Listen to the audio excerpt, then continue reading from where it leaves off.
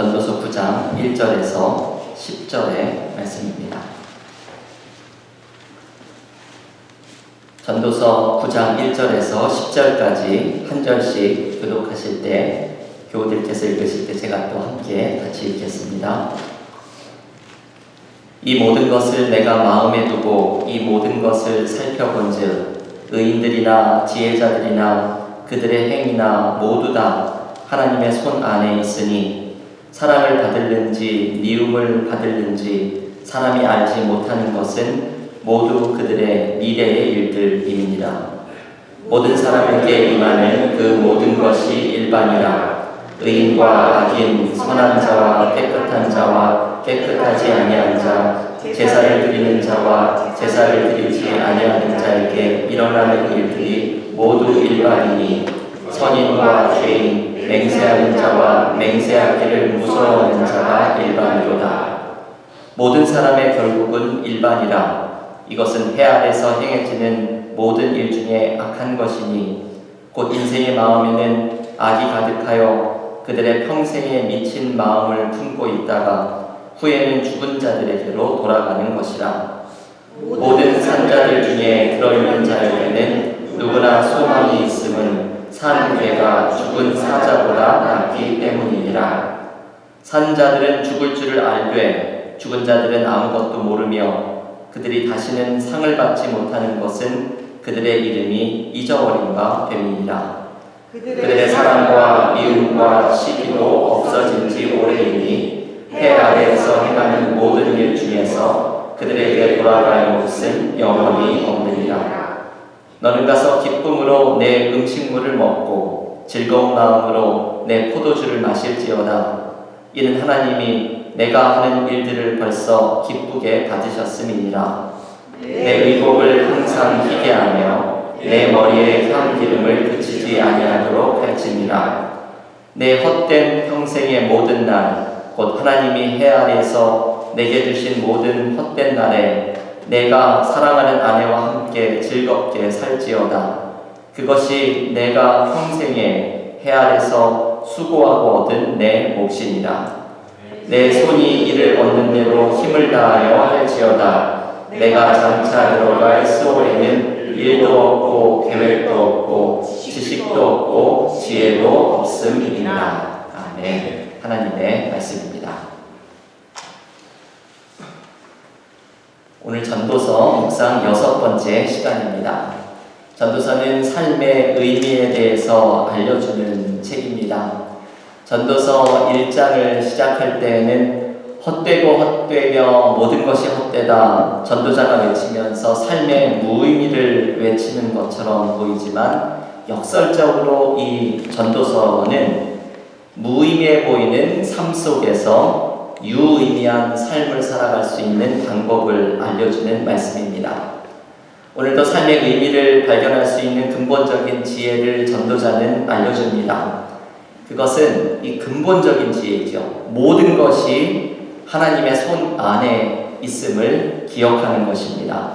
오늘 본문 전도서 9장 1절에서 이렇게 말씀을 합니다. 이 모든 것은 내가 마음에 두고 이 모든 것을 살펴본즉 의인들이나 지혜자들이나 그들의 행위나 모두 다 하나님의 손 안에 있으니 사랑을 받을는지 미움을 받을는지 사람이 알지 못하는 것은 모두 그들의 미래의 일등입니다. 아멘. 여러분, 여기에 이 1절에 여러 가지 표현들이 뒤섞여 있지만 중요한 것은 이것이죠. 모두 다 하나님의 손 안에 있다는 표현입니다. 인생의 모든 것이 불확실함 속에 있지만 한 가지 확실한 것은 삶의 모든 것이 하나님의 손 안에 있다는 사실입니다. 이것은 나의 삶을 붙드시고 인도하고 계시는 분은 하나님이심을 알려주는 말씀입니다. 이것을 조금 어려운 말로 표현하면 하나님의 주권에 대해서 알려주는 말씀이죠.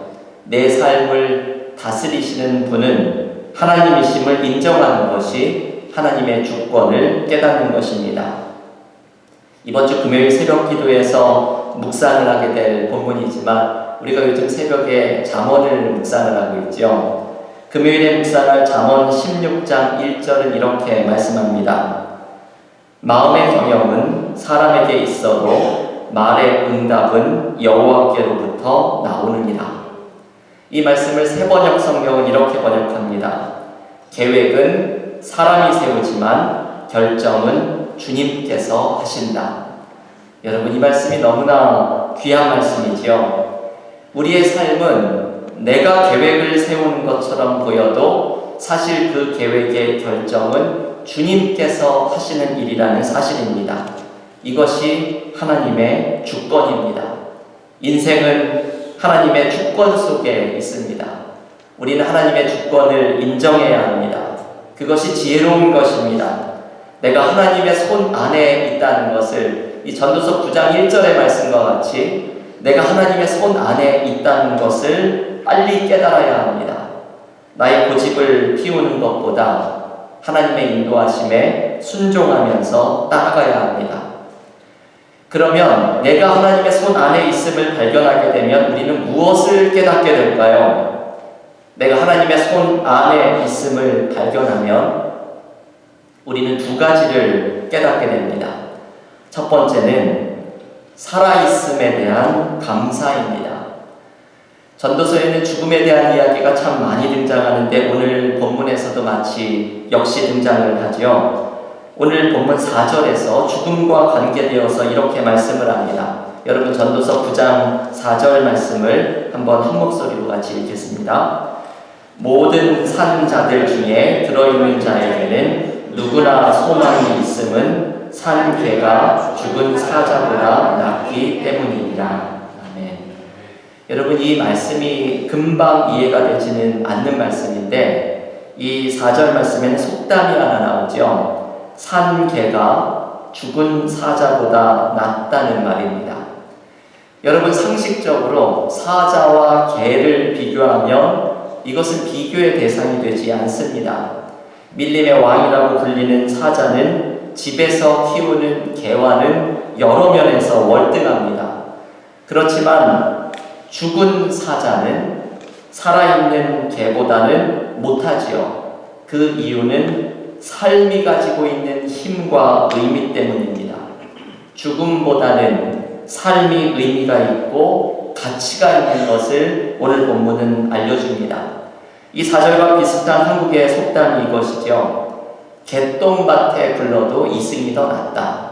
죽는 것보다 내가 개똥밭에 굴르는 일이 있어도 이승이 더 낫다. 이 말씀은 아무리 사는 모습이 비참할지라도 죽는 것보다는 사는 것이 낫다는 속담입니다.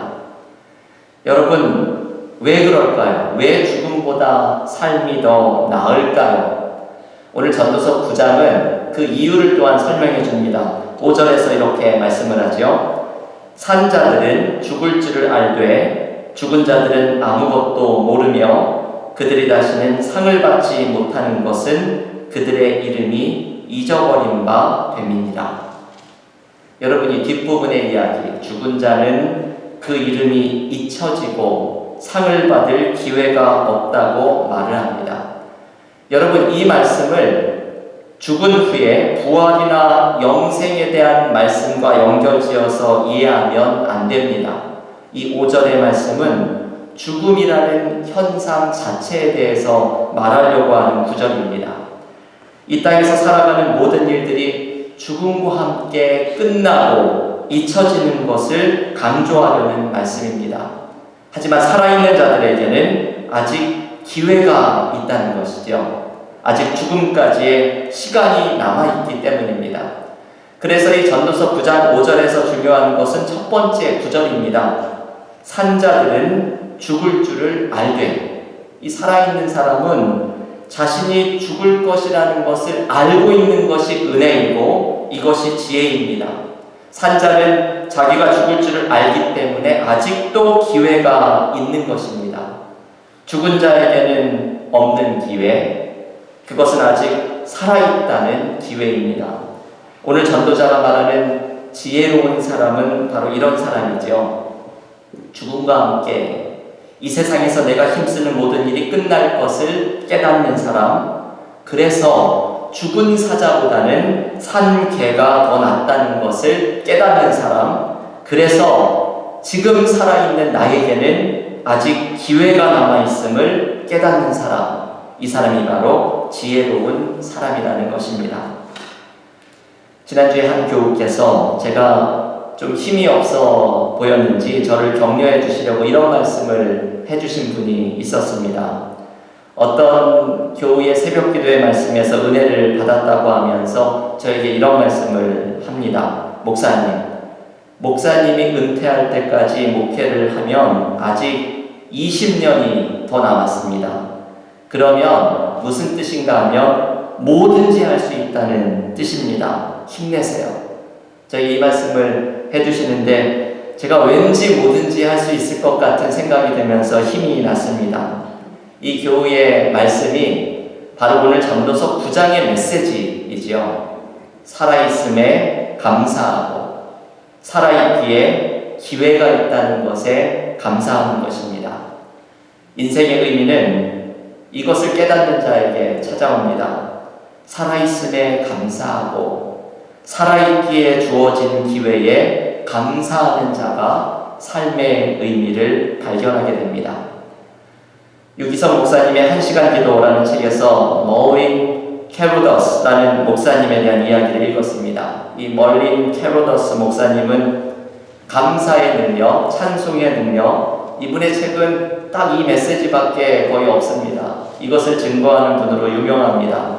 저도 한국에서 대학 시절에 이분의 감옥 생활에서 찬송 생활로 라는 유명한 책을 읽고서 많은 감명을 받은 적이 있습니다. 어느 날 이 목사님이 아침에 잠에서 깨어나는데 하나님께서 이렇게 말씀을 하셨다고 합니다. 발가락을 한번 움직여 보거라.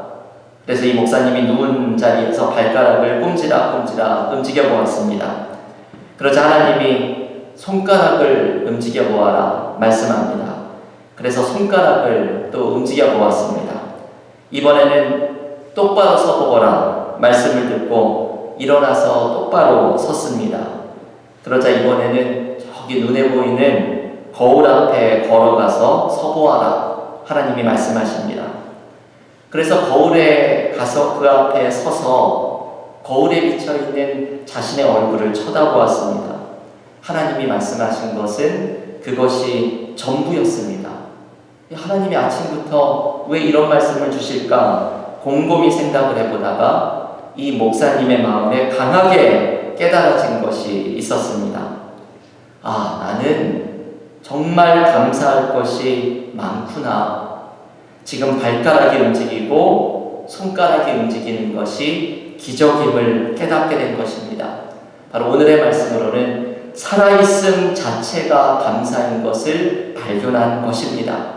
그래서 이 목사님은 삶은 감사할 것밖에 없음을 깨닫고 그날부터 범사에 감사하고 찬송하자. 이분의 평생의 메시지입니다. 범사에 감사하고 찬송하자. 이 설교를 온 세상을 다니며 전하기 시작했습니다. 여러분, 우리가 내 삶이 하나님의 손 안에 있음을 발견하게 되면 우리가 깨닫게 되는 첫 번째 은혜는 살아있음에 대한 감사입니다. 아직 살아있는 나에게 주어져 있는 희망에 대한 감사입니다. 우리의 삶에는 때로 힘들고 낭망하게 되는 일들이 많습니다. 삶은 참 녹록하지가 않습니다.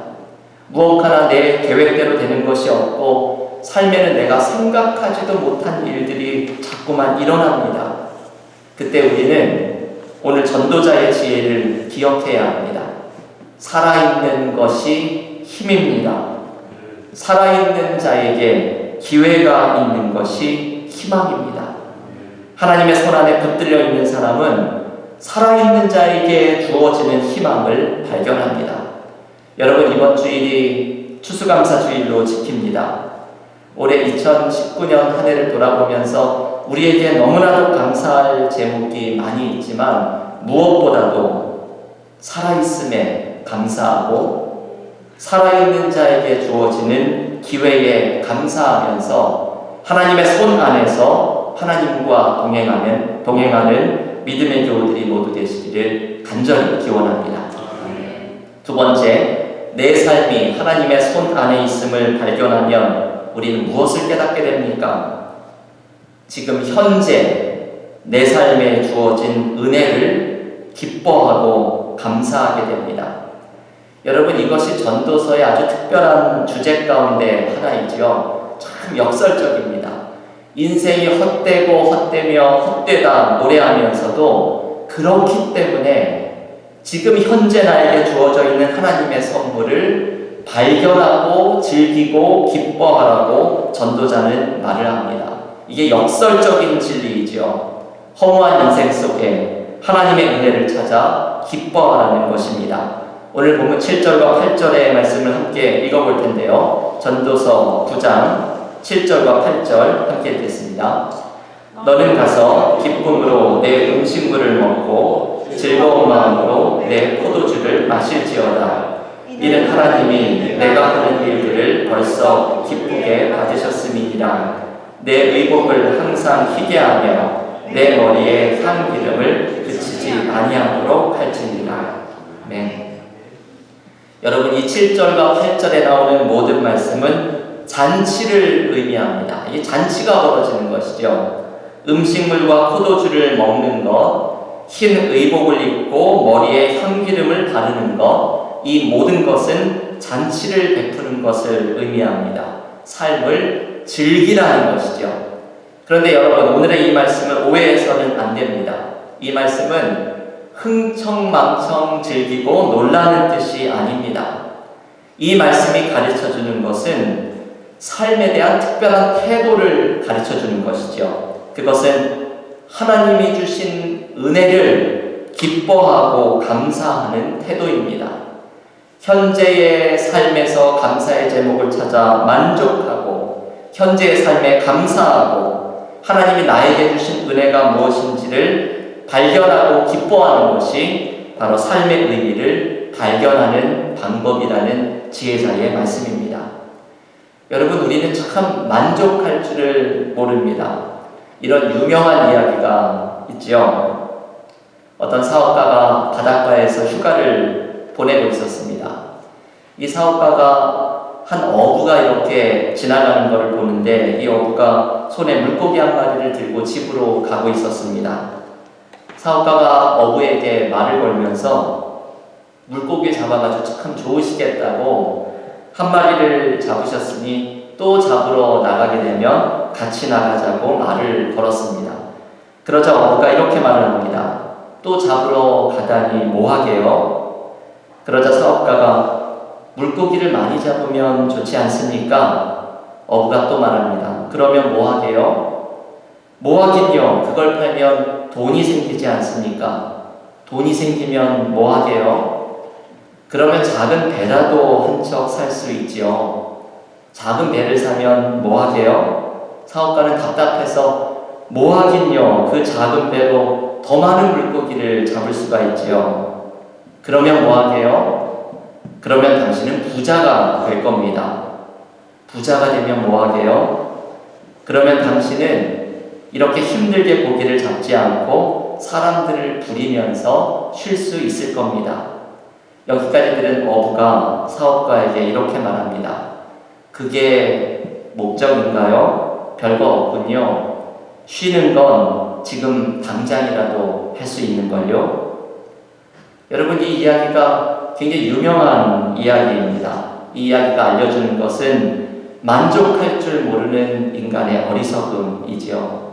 지금 현재 있는 것을 만족하고 이 어부처럼 즐기면 되는 것을, 쉬면 되는 것을, 인간은 끊임없이 욕심을 부리면서 자신이 원하는 것을 얻었을 때 쉴 수 있다고 생각합니다. 인간의 불행은 여기에서 시작하는 것이죠. 한국의 옛 속담에 이런 말이 있습니다. 시루에 물은 채워도 사람의 욕심은 못 채운다. 여러분, 그 떡을 찌는 시루 아시죠? 저도 옛날에 집에 이렇게 돌로 만든 떡 시루가 있었는데 시루는 밑에 구멍이 나 있죠. 그래서 시루에 물을 채우는 것은 불가능합니다. 하지만 혹시라도 만에 하나라도 시루에 물은 채울지 몰라도 사람의 욕심은 결코 못 채운다는 것이죠. 그만큼 우리의 욕심은 끝이 없음을 알려주는 속담입니다. 하지만 여러분, 성경에서 사도 바울은 만족하는 법을 배웠다고 고백합니다. 빌립보서 4장 11절에서 13절까지 말씀에서 바울은 이렇게 고백합니다. 어떠한 형편에든지 나는 자족하기를 배웠노니 나는 비천에 처할 줄도 알고 풍부에 처할 줄도 알아. 모든 일, 곧 배부름과 배고픔과 풍부와 궁핍에도 처할 줄 아는 일체의 비결을 배웠노라. 내게 능력 주시는 자 안에서 내가 모든 것을 할 수 있느니라. 아멘. 여러분, 사도 바울은 배부름과 배고픔, 풍부와 궁핍의 모든 상황에 처할 줄 아는, 자족할 줄 아는 비결을 배웠다고 고백을 합니다. 바울이 모든 상황에서 만족할 수 있는 방법, 이것을 배울 수 있었던 비결은 무엇입니까? 그 비결은 바로 유명한 13절의 고백 때문이죠. 내게 능력 주시는 자 안에서 내가 모든 것을 할 수 있느니라. 그의 만족의 비결은 하나님 안에 있는 것입니다. 삶의 모든 것이 하나님의 손 안에 있고 내 삶의 기쁨도 내 삶의 문제도 하나님의 주권 아래에 있음을 고백하면 우리는 모든 일에 만족하고 감사하는 은혜를 경험하게 됩니다. 왜냐하면 결국 하나님께서 내 삶의 모든 것을 당신의 손 안에 가지고 계신 하나님께서 모든 것을 책임져 주실 것이기 때문입니다. 이것이 하나님의 손 안에 있는 사람들이 발견하게 되는 은혜입니다. 교회 여러분, 우리의 삶에는 하나님의 은혜가 존재합니다. 지금의 나된 것은 모든 것이 하나님의 은혜입니다. 내 삶에 가장 어렵고 힘들었던 시간도 가만히 생각을 해보면 그 시간 속에 하나님의 은혜가 함께하고 있었음을 발견합니다. 나의 모든 것이 하나님의 손 안에 있음을 고백하는 사람은 현재의 나된 모든 것이 하나님의 은혜임을 감사하는 사람이 될 수 있습니다.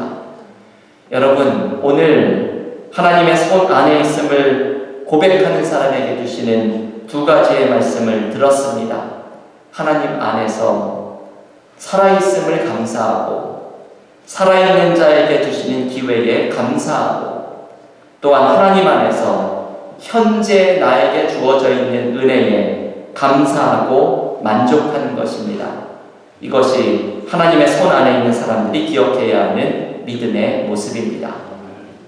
짧은 이야기를 하나 소개하고 오늘 말씀을 마치려고 합니다. 김기성 목사님의 아슬아슬한 희망이라는 책에 등장하는 이야기입니다. 이 목사님이 목회하는 교회의 어떤 교우가 2번이나 뇌 수술을 받고서 회복을 하는 은혜를 경험했습니다. 이 2번의 뇌 수술을 받고 회복을 하고 났더니 지나가는 사람들만 보면 모두에게 절을 하고 싶다고 고백을 합니다. 병에서 회복하고 나서 인생이 얼마나 고마운 것인지를 깨닫게 된 것이죠. 그런데 이 교우가 또 쓰러졌습니다. 이번에는 다들 어렵겠다고 말을 했는데 이분이 다시 깨어났습니다. 그런데 아직 언어가 회복이 되지 않아서 의사소통이 어려웠습니다. 이 목사님이 이 교우를 찾아가서 병실에 가서 신방을 하다가 이분과 의사소통을 하려고 펜을 손에 쥐어드리자 이분이 딱 한 단어를 썼습니다. 영어로, 알파벳으로 Christ, 그리스도라는 단어를 계속해서 이 한 단어만을 쓰고 또 썼습니다. 여러분, 이 이야기가 감동적이죠. 이분은 자신이 쓸 수 있는 한마디 그리스도를 계속해서 쓰는 것입니다. 이것은 주님께 사로잡힌 삶입니다. 자신이 살아있는 것도 주님의 은혜이고 앞으로의 모든 삶도 주님과 함께 살아가겠다는 고백을 바로 이 한 단어에 담아서 계속해서 쓰고 있었던 것일 것입니다. 여러분, 우리의 삶은 하나님의 손에 잡혀 있습니다. 하나님 안에서 내가 살아있는 것도 은혜이고 나의 나된 모든 것이 은혜입니다. 살아있음에 감사하고 나에게 주어진 은혜에 감사할 때 우리는 삶의 어떠한 상황에서도 삶의 의미와 기쁨을 발견하게 될 것입니다. 하나님의 손에 사로잡혀서 삶의 의미와 감사와 기쁨이 넘치는 믿음의 삶이 되시기를 주님의 이름으로 간절히 축원합니다.